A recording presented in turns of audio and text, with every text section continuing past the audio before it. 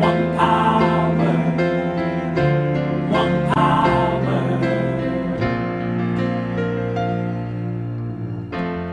There's one power invisible, and you see it everywhere and every day. One power indescribable, and you speak of it with every word you say. Mysterious until you know the truth, as simple as the love inside of you. Call it God, call it Spirit, call it Jesus, call it Lord, call it Buddha, Baha'u'llah, angels' wings or heaven's door. But whatever name you give it, it's all one power, can't you see? It's the power of the love in you and me. One power, one power, one power, one power.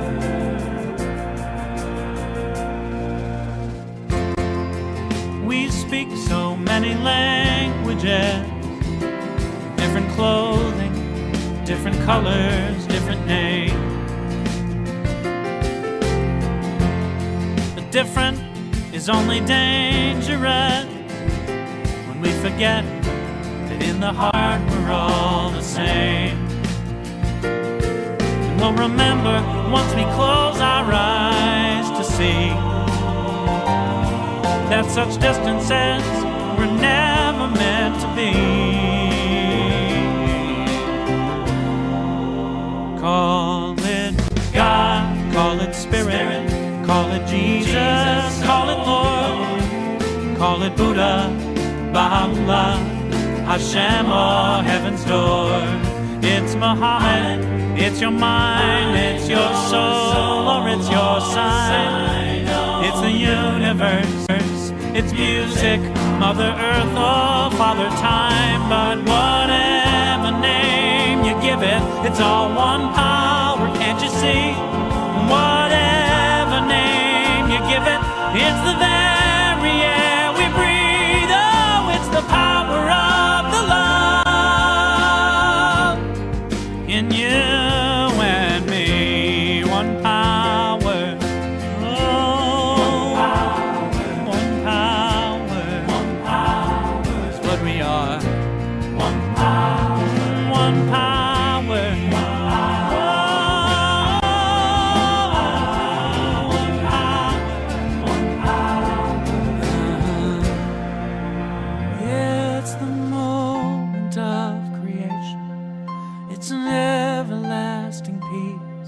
It's the freedom of forgiveness. It's the sweetness of release. It's the joy of inspiration. It's the sunshine on your face. It's the birthright of all nations.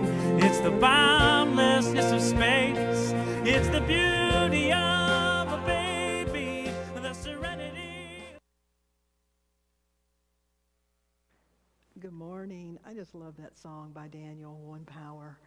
Welcome this beautiful morning to us here at Unity of Blue Ridge. I am happy this morning to have Reverend Christy Corna, our Associate Minister, with us, and Richard Schulman, who always just adds so much with our music. In the back working today, we've got Acela, Donna, and Cynthia, and so I want to thank them, and I want to thank you for joining us. We have a candle lit, which reminds us that, each of us are individual expressions of the one light, and wherever you are, we're joining with you in the awareness that we are the light of this world. Reverend Christy, would you open us in prayer this morning? Good morning. So as we center ourselves in this awareness of the divine presence within us and all around us, we call forth this divine presence as love, as peace, as healing, as joy, as power and beauty. All that God is, we are. And so I know we gather this day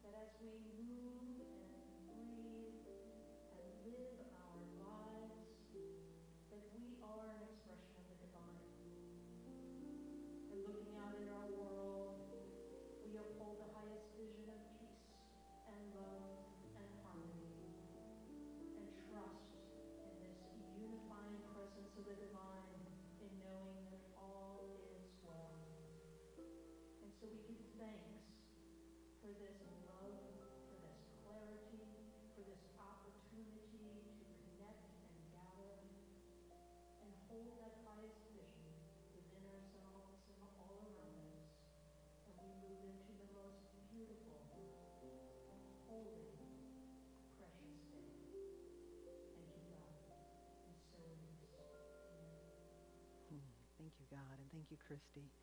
You know, Christy is in and out during the week, and so if you leave a message at the church, if you contact us via email, we'll follow up.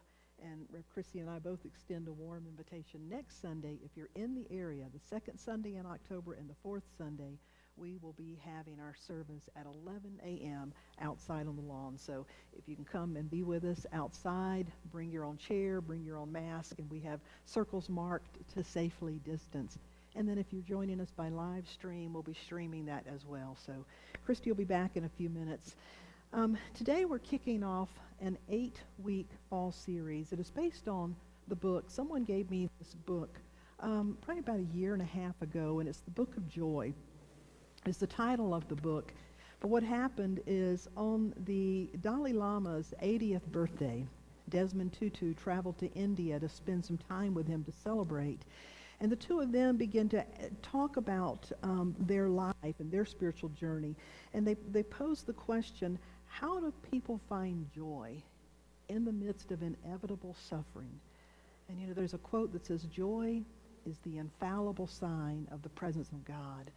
And so you could say, how do you embody and enjoy and express the fullness, the presence of God in the midst of what's going on? Well, I thought it was very timely that we could use some joy in our world right now. Not mere happiness that is dependent on conditions, but a joy that is emanating from the soul that knows it is well with my soul. And so what they discovered in the two of them spending that time together, they discovered what they call 4 characteristics or qualities of the heart and 4 of the mind. And when you begin to really cultivate these qualities, the natural byproduct is joy.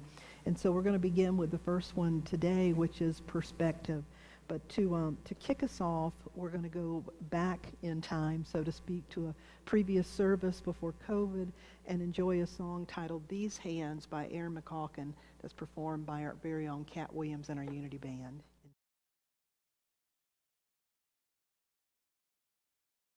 These hands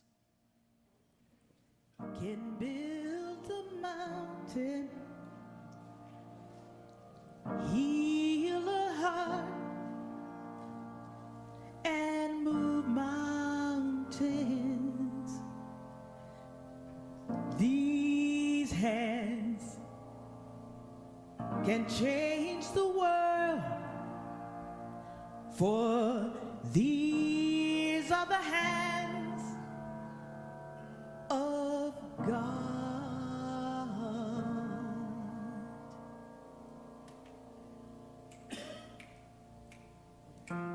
These hands can hold a baby, work the land and make music.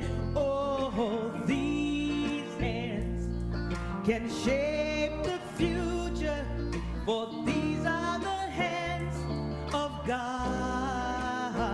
So let me reach out when love is in need.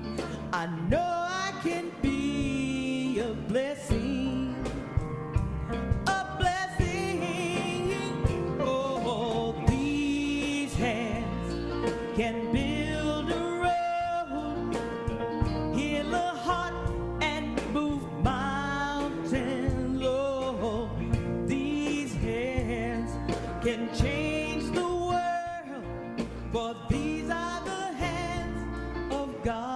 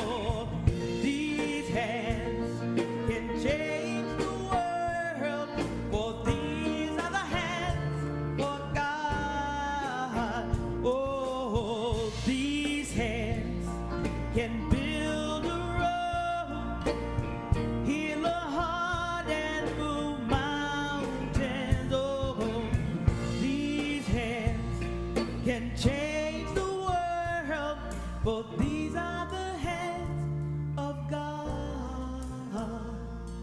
For these are the hands of God.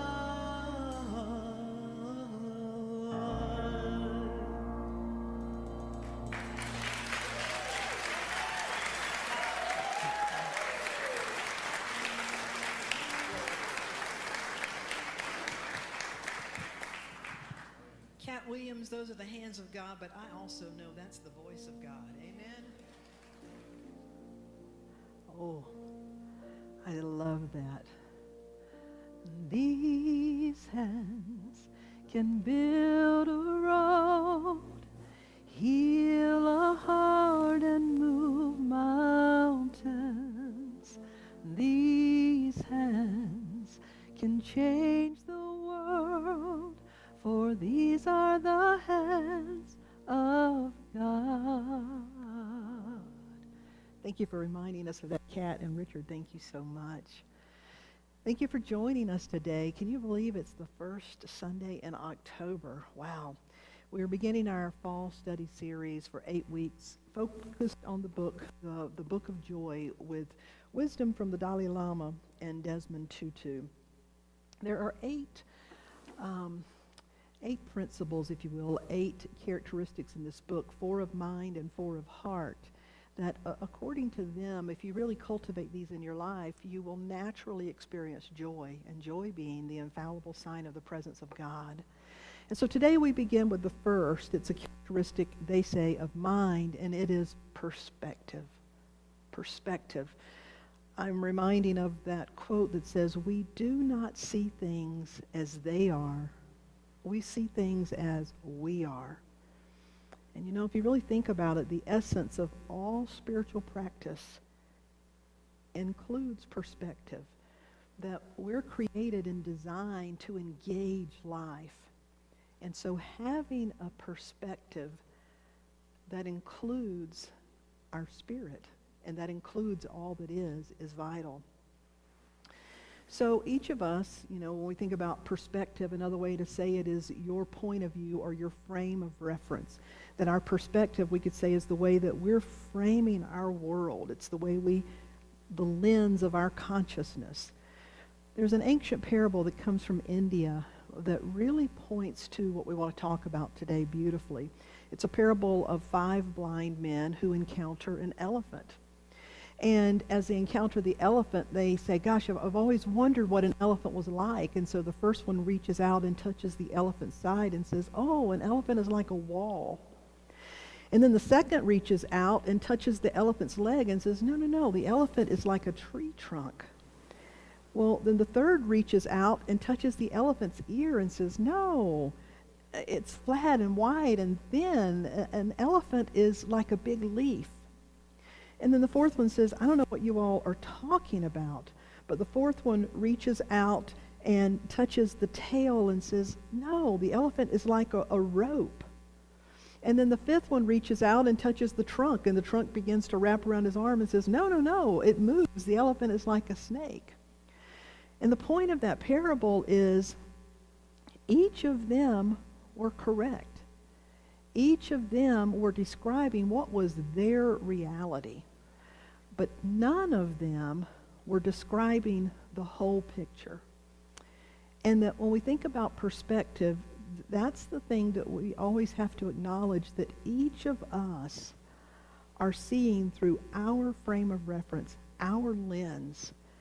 And we interpret what we see and how we see based on our individual perspective.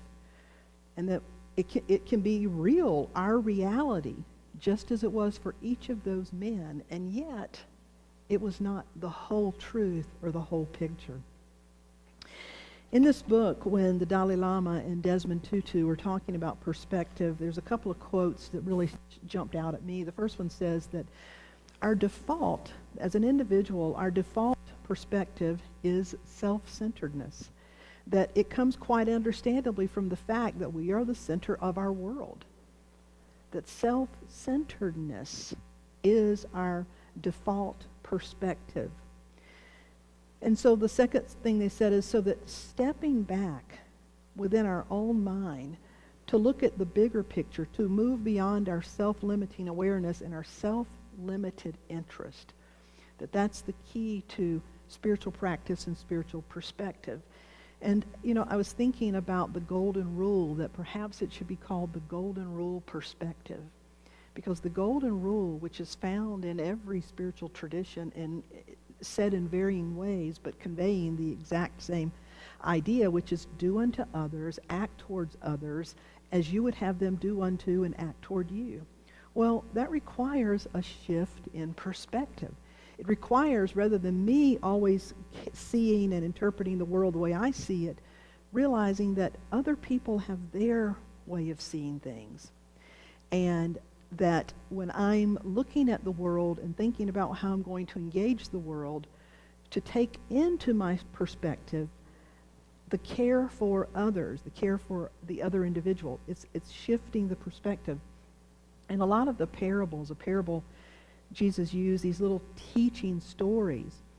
And he told of one story in the, I believe it was the Gospel of Matthew, where a woman and a man were caught in the act of adultery. Now, if you're caught in adultery, according to the Old Testament, you could be stoned. And so here they had the woman, and they were men surrounding her with stones, getting ready to stone her because she had been caught in the very act of adultery. And Jesus says, let any among you who is without sin, let that person cast the first stone. And then he began to write in the sand.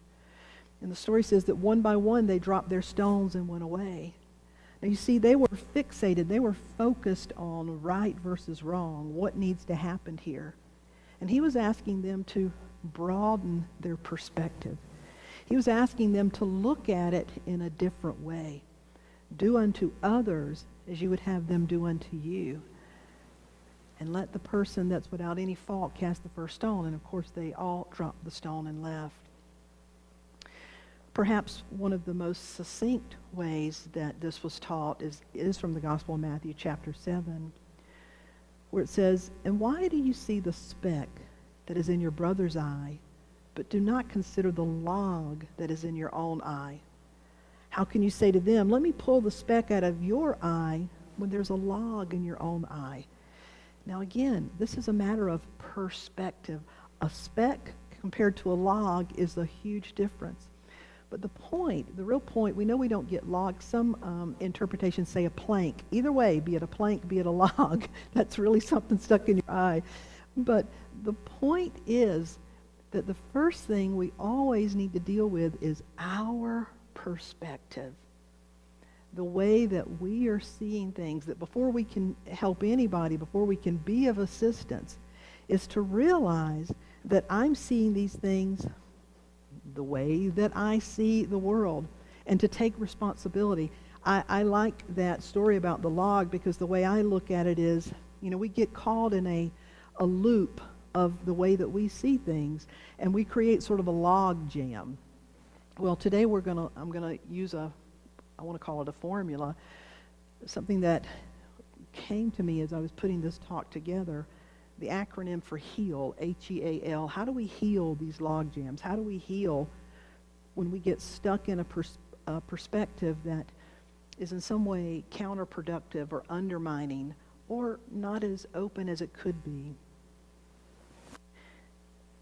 There's a quote that says, every man takes the limits of his own field of vision for the limits of the world.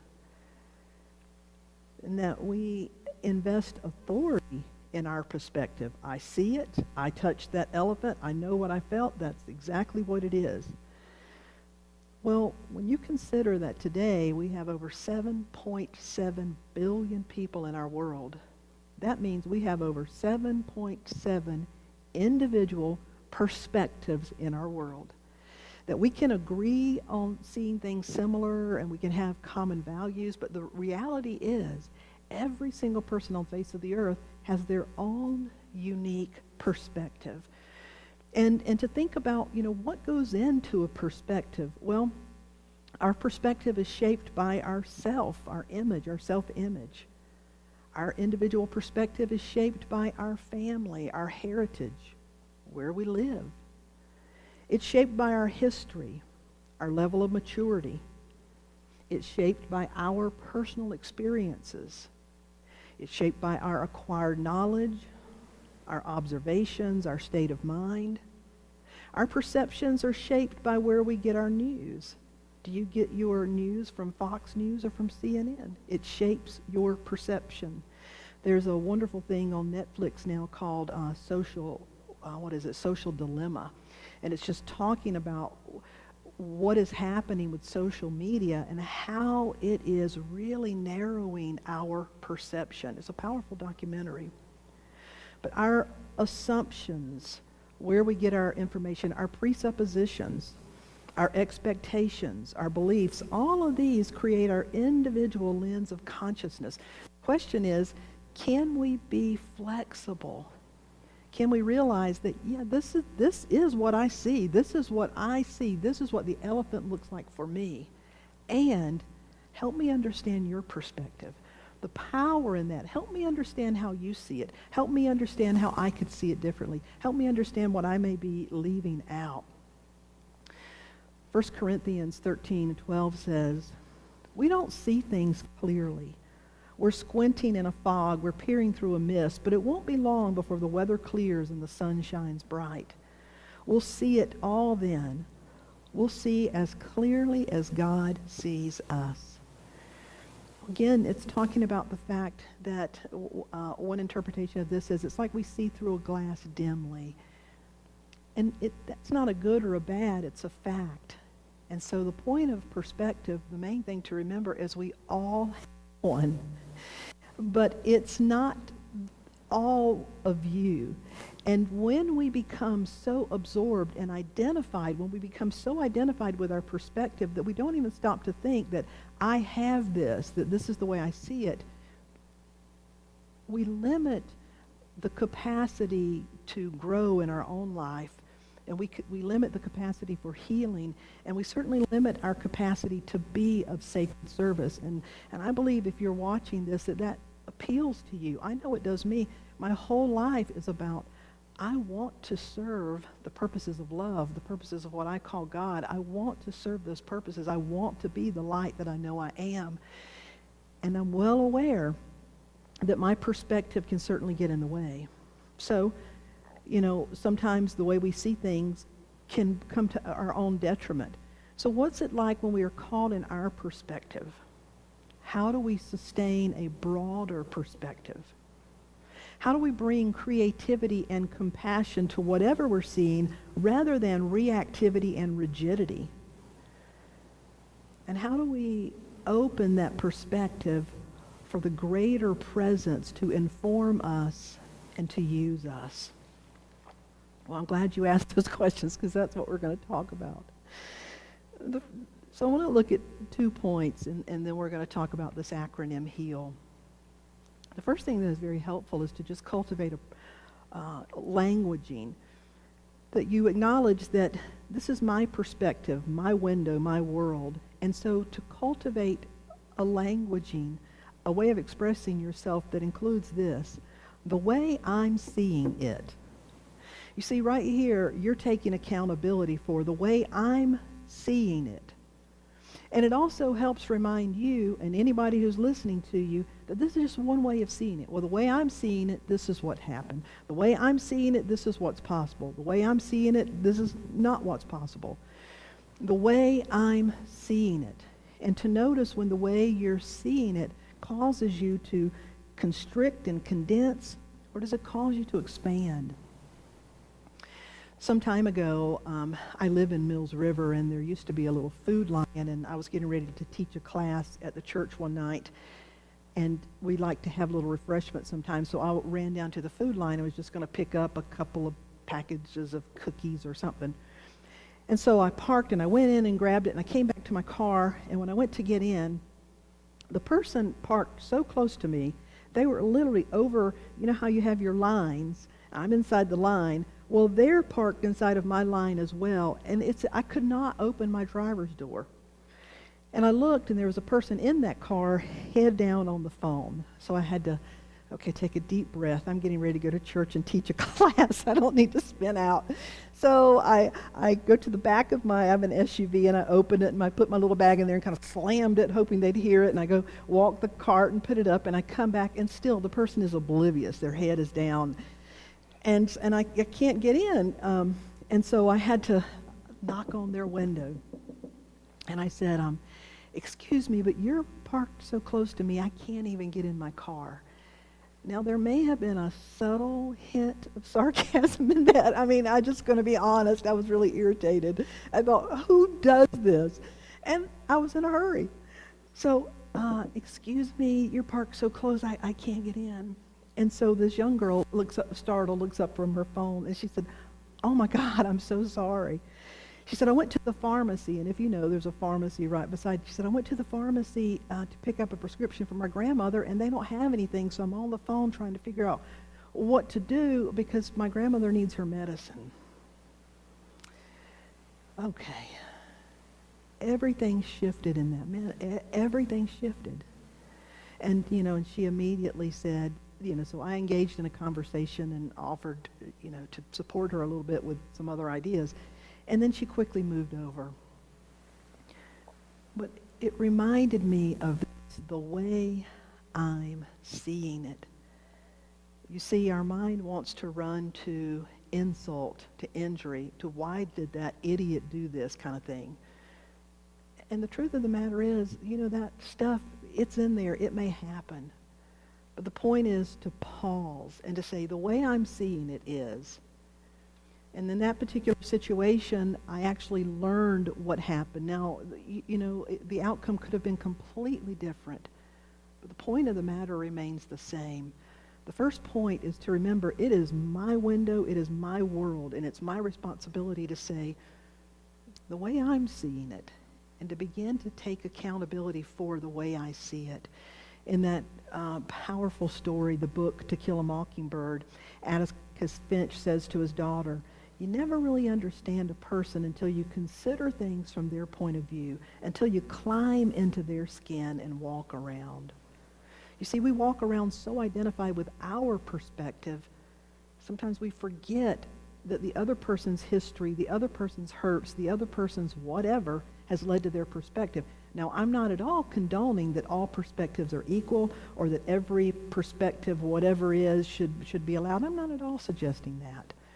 What I am suggesting is that we take responsibility for our perspective, that we realize we got to tend to the log jam in our own eye first so that whatever else is happening, we can be present in a way that is helpful and not hurtful.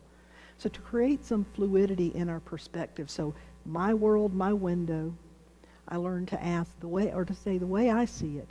And then from there, I begin to widen my perspective, to consciously remember to say, you know what, the way I'm seeing it right now is this. And just take a step back and to widen your perspective. I read a story of a mom who was homeschooling her daughter. And the little girl was coloring, and she discovered that if you mixed red and blue, you got purple. And she was so excited that she she made purple herself with red and blue. So the minute her dad got home, she wanted to show Dad. And he came in from work, and he was actually still on the phone when he came in, and she was running around behind him trying to get his attention with her piece of paper and her crayons to show him. And he's talking and just, stayed focused on the phone. He goes straight into the office and sits down at his computer a minute. He's still on the phone and on the computer, and she's trying to get Daddy, Daddy, Daddy attention. And finally he gets off and he stands up, and she's down pulling on his pants, and he looked down and said, Sophie, what are you doing down there?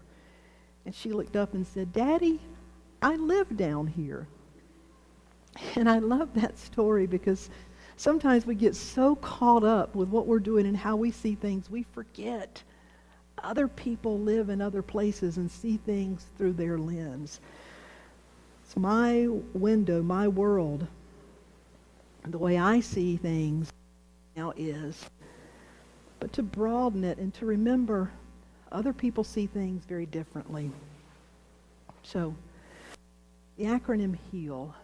I truly believe if we bring mindfulness to these four things, it helps us heal our perspective, it helps us clear out that log jam so that we can then be a presence of healing for others. Here are the 4 questions that we ask ourselves with Heal. Number 1, does my perspective perpetuate harm? Does my perspective perpetuate harm? What is harmful? Is it fearful? Is it violent? Is it falsehood? To ask yourself, is my perspective perpetuating harm? It's the H. A, does my, or Heal, H-E, does my perspective perpetuate enemies? The E is enemies. Now that's a big one. The way I'm seeing this, is it fueling the belief of us versus them? Is it fueling the belief of right versus wrong? Again, I am not saying that some things are not evil because evil happens. Wrong things happen. However, if we keep finding ourselves in camps against them, we'll never be the bridge that can heal this. And so to notice the mind states, is my perspective perpetuating harm?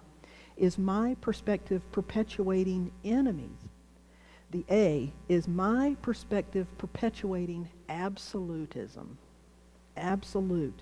My view is the way I see it by God. I touched that elephant. I know what I touched. End of story. Don't even want to hear what you have to say. Is my perspective perpetuating I'm right and you're wrong? Especially if God said it. God said it, I believe it, I'm right, you're wrong. Is it perpetuating absolutism? And then the L, is it perpetuating lack? That's just the way it is. Oh well, there's limitations. So if we can cultivate that awareness to ask ourselves, and again, you can't do this on the fly, but if you spend some time with this and you cultivate it, it will begin to make a difference in your life.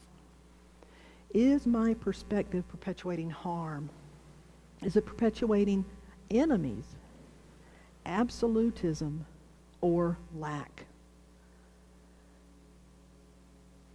And am I becoming identified with this perspective in any way? There's a woman that had really identified with lack and being less than. She actually wrote a book. Her name is Barbara Graham, and she wrote a book in response to Carissa Estes Piccola, who wrote the book Women Who Run with Wolves. Well, Barbara Graham wrote a book, Women Who Run with Poodles. I love that. I had a Yorkie poo, so I could relate. Women Who Run with Poodles. And she wrote, Dear Mom and Dad, I just want to thank you for teaching me to keep my trap shut and not ruffle any feathers. Dear Mom and Dad, you just drove that point home with me. Keep your trap shut and do not ruffle any feathers. And I'm sure these qualities would have been a real plus in 9th century Japan. And then she goes on to talk about how for her whole life she was afraid to speak up. She believed she had to be nice. And you see, nice is not the same thing as kind. And that she had learned that she needed to broaden her perspective because her own perspective was limiting her and was limiting what was possible. So is your perspective, is it perpetuating harm? Is it perpetuating enemies? Is it perpetuating absolutism? Is it perpetuating lack? Richard, would you give me that song? Help me to see in a way that is healing, H-E-A-L, healing. Help me to realize that there's more to the picture. You see, I don't go around and say, I am right now digesting my breakfast. I am right now beating my heart. I am right now breathing myself. I don't know of anybody that thinks like that. And yet it's true. You know, these things are taking place. There's a dynamic to your life. You're alive on so many levels. And there's so much more than meets the eye. It says Emerson of Thoreau, it's not so much what lies before us or behind us, but it's what lies within us. Final story, a true story. This was told by a reporter Dan Baum, B-A-U-M. He said, during the early weeks of the Iraq War, the television set in my office was turned on all day to CNN with the sound muted. And on the morning of April 3rd, 2005, as the Army and the Marines were closing in on Baghdad, I happened to look up at what appeared to be a disaster in the making. A small unit of American soldiers was walking along a street in Najaf. Hundreds of Iraqis poured out of the buildings on either side, fist waving, throats taut. They pressed in on the Americans, who glanced at one another in terror.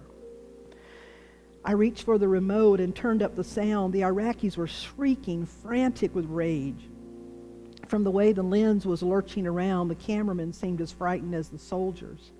This is it, I thought, right here on television. A shot's going to come from somewhere, and the Americans will open fire, and we're going to witness a massacre right here.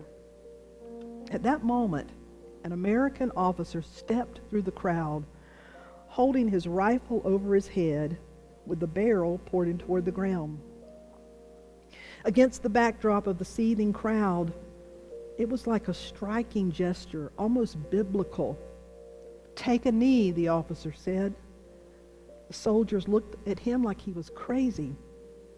Then one after the other, swaying in their bulky body armor and gear, they knelt before the boiling crowd and pointed their guns to the ground. The Iraqis fell silent, and their anger subsided. The Iraqi officer, ordered his men to withdraw. A disaster had been avoided. It took 2 months to track down Lieutenant Colonel Chris Hughes, but I wanted to know who had taught him to tame a crowd by pointing his rifle muzzle at the ground excuse me, and having his men kneel. Were those gestures unique to Iraq, to Islam? But when I reached Hughes, my questions barely made sense to him. He was now at home in Iowa, and in an unassuming, persistent Iowan tone, he assured me that nobody had prepared him for the angry crowd in an Arab country, much less the tribal complexities of Najaf. But he said the situation to me seemed obvious. What was needed in that moment was a gesture of respect. You see, Hughes had cultivated a way of seeing things in his life that made room for the golden rule, a gesture of respect. And he didn't do anything that was fueling hatred or authoritarianism or absolutism or creating enemies or lack. What he did was he created space for a gesture of respect. And so we are designed to show up, to speak up, to stand up. We're designed to engage. And so this week our question becomes, can we cultivate the awareness that the way I see it is this, but I want to widen this, and I want to make sure that I'm a healing presence and not a hurtful presence. And that may my view always include the unseen spirit that is always available. So we want to enter into a time of meditative prayer with a song that says, "Open the eyes of my heart." Open the eyes of my heart, Lord. Open the eyes of my heart. I want to see you. I want to see you. Open the eyes of my heart, love. Open the eyes of my heart. I want to be you. I want to be you. invite you to close your eyes.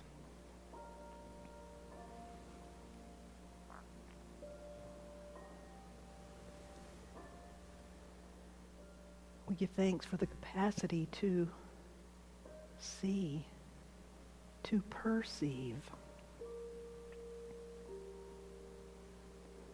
We give thanks for our perspective, our point of view.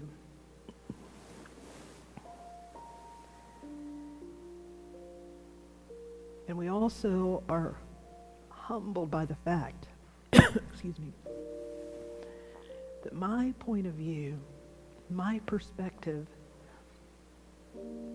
is just one in over 7 million. And so I don't want to become identified with it. I want to use it. I don't want it to use me in harmful ways. I want my perspective to be a healing presence. May I always make room for the spirit of love and compassion and understanding. Remember that each and every person has a perspective, whether I agree or not. We do have our perspectives. And my goal is a healing presence.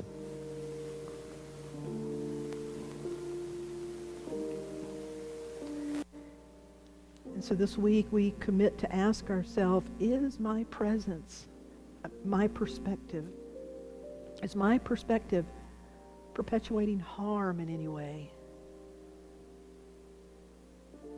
Is my perspective creating and perpetuating the idea of enemies?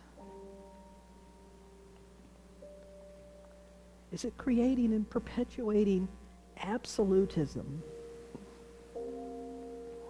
or lack?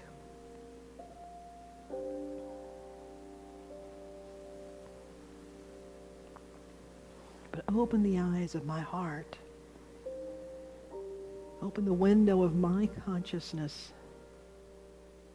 that I may be the way for greater things to emerge.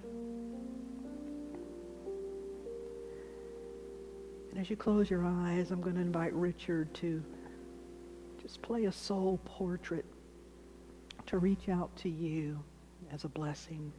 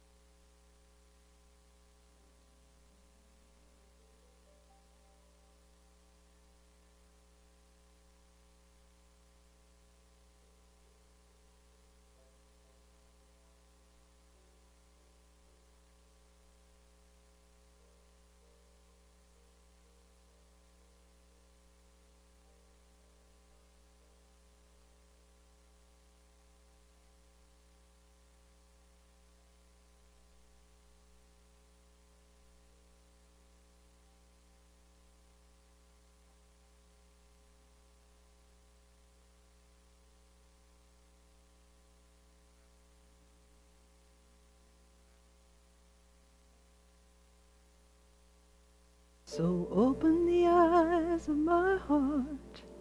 I want to see you. I want to see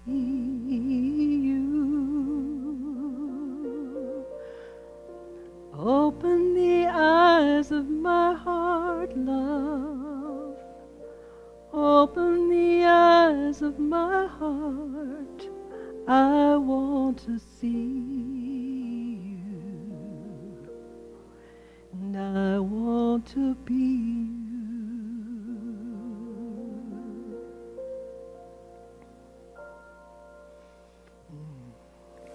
Thank you. I want to thank you for being willing to be in a relationship with your perspective, hopefully in a new way this week. Rev Christie's going to join me again for just a moment. Because this is our fall series, normally we would be having study groups at different homes and locations for people to gather. But what we're doing, tell us about what you're going to be doing online on Wednesday nights. Wednesday evening, you are invited at 7 p.m. You can register through our website. And what we're going to do is just join together and take even deeper and further into discussion the message from today, the message from each Sunday, and bring in our own perspectives, if you will, and share at a deeper level so that we may reach a greater understanding and a deeper and richer practice of these spiritual pillars. So it's a wonderful opportunity to connect. So I encourage you, I invite you to go ahead to our website, unityblueridge.org, and register for the event and join us. It'll be informal and fun and connecting and for sure inspiring. So thank you. Yeah, thank you for doing that. And I hope you will join in any week that you can. Also, I want to read you the 8 characteristics, because any of you that have stories, especially personal stories, I'd love if you'd send those to me so I can share them throughout this series. Excuse me. So the first we talked about today is perspective, humility, humor, acceptance, forgiveness, gratitude, compassion, and generosity. So any of those, if you have stories, this week, of course, was perspective, any stories or great quotes, I'd love to have those, have your permission to share. We want to thank you. We don't have a donkey video, but we have a picture to show you today, and then a wonderful song. We're going to wrap it up, an Eddie Watkins Jr. song, I Fly, but performed by Cat Williams in our band. So again, next week, if you're in the area and want to come out at 11 o'clock, we'll be having service out on the lawn, Shall We Gather, at the playground. And if not, you can join us on live stream. We'll be live streaming at 11 as well. May you be blessed, and may you keep it all in holy perspective. Thank you.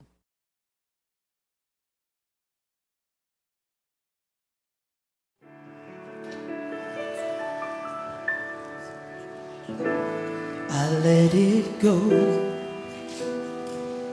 I release the thing I'm clinging to. I release what I'm holding on, and I'm falling into God's love.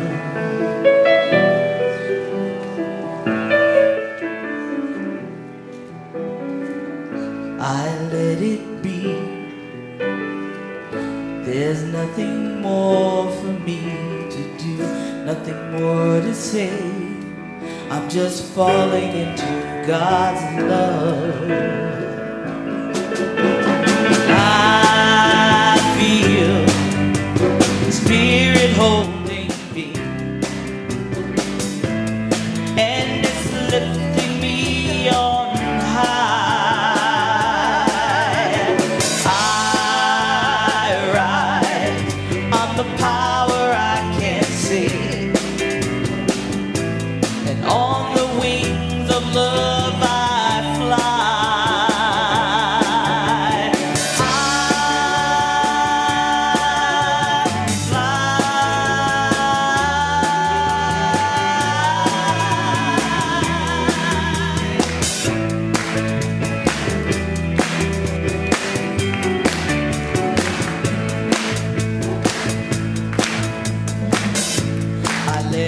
Go.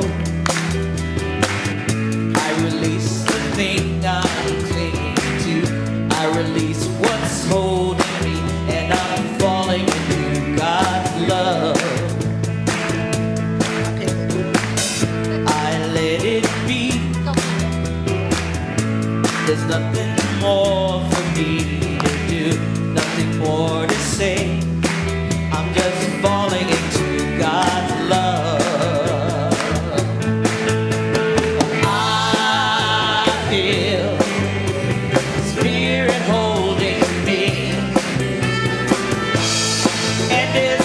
lifting me on high. And I ride on the power I can't see.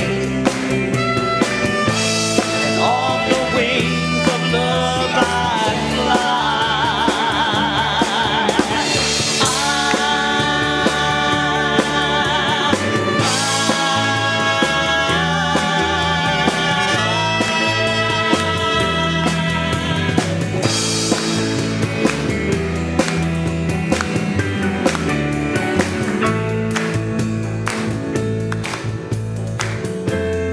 I don't ask the why. I don't need to understand everything.